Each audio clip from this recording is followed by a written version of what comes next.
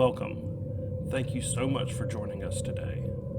Today's video takes us back into very dark days in our history. We are going back all the way to the year 1914 and looking at an otherworldly event that was said to take place during World War I. It was a time that superstitions and great stories of supernatural events ran rampant amongst the soldiers of both sides and the civilians back home. There are tales of great evil being used by governments of those days.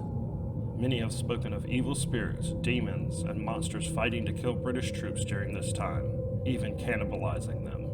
But much of this is chalked up to the terrifying conditions that the soldiers were facing. There is one story that stands out amongst these other tales, and this story is sworn to be true.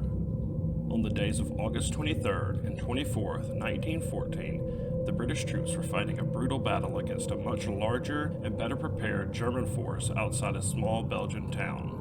The Allied troops were trying to pin down the Axis counterparts in order to take back this portion of land.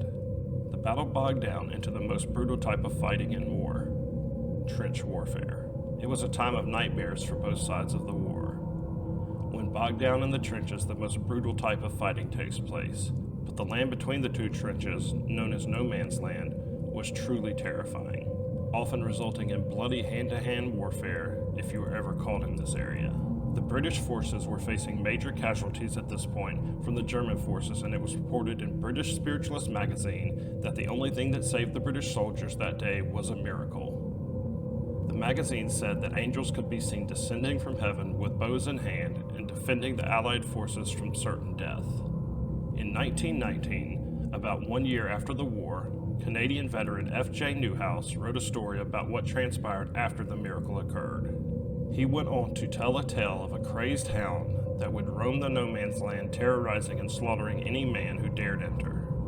Newhouse wrote that the hound was not supernatural, though. He said that the hound was a genetic monster created by German scientists. The story says that German scientists searched insane asylums across Germany looking for the perfect candidate that had a pure, unrelenting hatred of the British and what they stood for. Once the scientists found their man, they removed his brain and then implanted it into a Siberian wolfhound. The man was said to go on to die, but after much nurturing, the hound lived. The first encounter was said to have taken place on November 14th, 1914. Several British troops went on patrol in the area known as No Man's Land, but they never returned.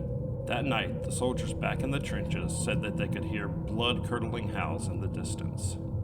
Days later, the bodies of all the men were recovered.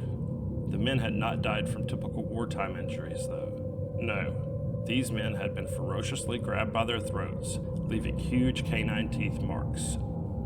Several more men were found dead in the no man's land with the exact same canine wounds. The men continued to hear howls several days thereafter. As the days passed, there were no more howls and no more deaths attributed to the hound, and he was never heard of again. The psychological horror that the men in this battle faced cannot be imagined. Whether the hound was thought up due to this trauma, we will never know. But one thing is certain: to a group of soldiers that fought on those wintry days, the hound was very real. Thank you so much for joining us for another video. We appreciate you so much. Thank you for all your support. Please like, subscribe, share, and comment. Until the next one.